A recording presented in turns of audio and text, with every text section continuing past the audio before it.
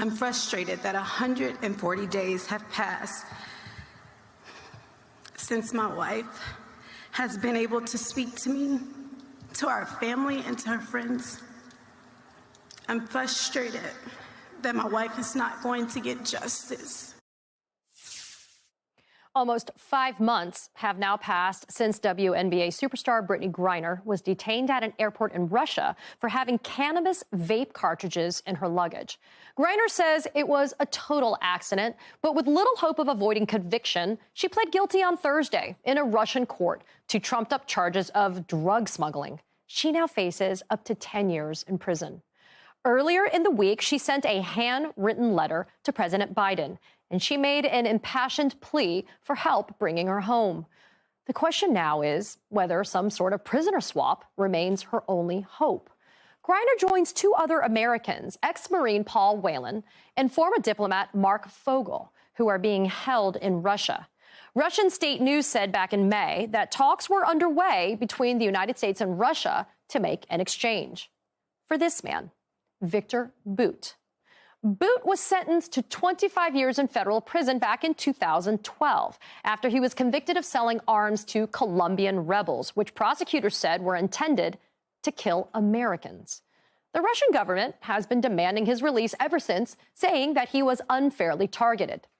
No U.S. officials have confirmed any negotiations involving Bout, but former U.S. ambassador to Russia Michael Mifal says it's a trade that he would make. Would you recommend that the president come up with a trade?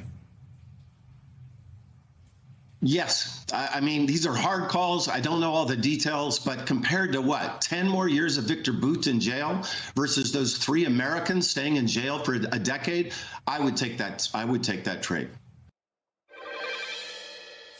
Joining me now is Viktor Bout's attorney, Steve Zissou. Steve, thank you so much for taking the time to join us today. You've said Moscow wants to exchange your client for an American, or possibly more than one American, currently held in Russia. That could include Brittney Griner of some people. What is the status of those negotiations right now? Well, first of all, thanks for having me. Do you mind if I just correct a couple of things before I answer your question? The first is that Viktor Bout has already served almost 15 years in jail. His wife, Alla, is frustrated that as of today, 5,242 days have gone by since he was arrested in Thailand. He's got about 5 years left of his sentence, not the 10 that was mentioned by the former ambassador. I understand he really doesn't know the case very well. The other thing I should correct is there were no plans to sell arms, or I should say no arms were sold to anyone. The crime for which Viktor was charged was created by the U.S. government, who devised a plan to target Viktor Bout, a Russian citizen, retired and living in Moscow, who had committed no crime punishable in the U.S. courthouse.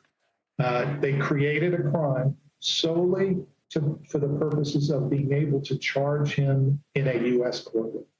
It was that targeting of a U.S. citizen back in 2006 and 2007 that has led to the situation where the U.S. and Russia find themselves in now, and that is not treating each other's citizens with the respect you would expect, with the respect, I should say, that you would expect 2 countries as powerful as the U.S. and Russia to treat their citizens. As a result, Brittney Griner finds herself in the position that Viktor Bout does. Steve, but let's be clear, though. So there's a big difference between a Russian court and an American court. Your client went to trial. Your client was found guilty by a jury of his peers. I understand that the judge who presided over the case decided to give him the minimum, which was actually a maximum that she could possibly give, meaning a min-man, the minimum maximum that she could possibly give him, which was the 25 years. I think he has 5 years left on his sentence. He's appealed. He's lost his appeals. I mean, you'd have to admit that it's intellectually dishonest to suggest that that it's the same thing to be in a Russian court versus being in an American court, right? Well, no, I'm sorry. Look, I appreciate you having me on, but you're wrong about that, too. There's been a lot of publicity about there's a 1% acquittal rate in Russian courthouses. Well, in the courthouse where Viktor Bout was convicted, the acquittal rate is less than 1%. So, and these are all facts. You can go access them on the Office of the United States Court. There's a Pew study done recently. both courthouses have a less than 1% acquittal rate. So yes, there is a direct comparison to what happens when you go in. Hey, look, what Brittany Griner's team did was very smart, because there's one thing that is consistent with both systems, not simply the 1% acquittal rate, but people who plead guilty and accept responsibility get lower sentences if they're guilty of something, right? In other words, you don't expect folks to plead guilty when they're innocent. Like Victor was entrapped by the U.S. government. Brittany admitted her guilt because presumably she was guilty. That's why they did it. And as a result, she's going to get some leniency, because in both countries, the number one way to get mercy is to accept responsibility if you're guilty. Again, you never want a client to plead guilty to something they didn't do. And so she did the smart thing. And so I think as a result, she's a lot closer to getting home to her wife, and hopefully that'll be in exchange for Victor Bout, so he can end his over 5,000 days in captivity and get back to his wife. Steve, Russia has kind of made some type of claim that your client is a high priority for the country. Has there been an opportunity prior to now to be able to have Victor Bout a part of any type of prisoner swap? Sure. I mean, so look, the Russians have made no secret of it. And while I'm not in touch with their actual government, as a result of my representation of Victor Bout, I am in touch with Ambassador Antonov in the Russian Foreign Ministry. Ambassador Antonov is the ambassador of the United States, and they have an obligation to protect their citizens. So naturally, I've spoken to him and other members of the consulate here in New York and the embassy in Washington.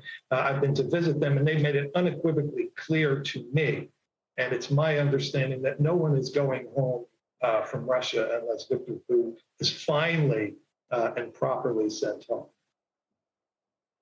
Steve, quickly before I have to let you go, though, it sounds like the condition precedent, right? The thing that has to happen is Victor Bout being the prisoner that's being held in American custody. That has to be the person who holds the key to be able to get somebody like Brittany Griner home. I originally asked you at the beginning of the segment, what was the status of negotiations? Can you share with us as much as possible how far along that might be to occurring? Well, look, I can tell you it's this far along. All that remains is for President Biden to agree, and Brittany Griner will be on her way home. That's it. That's what has to happen. As soon as he agrees, as soon as the West Wing has the courage to face up to the reality, and that is Victor Bout's going home anyway soon. And as the ambassador said, that's a deal they should make. Sure, it's going to get done. And hopefully Brittany won't be there 150 days or 160 days, and Victor's confinement won't go up to 6,000 days. And I think if that's really what it comes down to, and hopefully, look, President Biden's going to get criticized no matter what. That's the job of being president. But the primary responsibility of the president is to protect United States citizens. And that's what he can do here. And I should add, he can also start a discussion about how we can stop this tit for tat and how we can go back to a mutual respect of each other's citizens so that we don't have to worry about this going forward. And Americans can travel freely and Russians can travel freely, and we don't have to worry about that. Hopefully that's part of the deal. But look, it's one step at a time. And Brittany is this close to going home. Steve Zissou, thank you so much. Counsel for Victor Bout, we appreciate you taking the time to join us today. Thanks again. Appreciate it.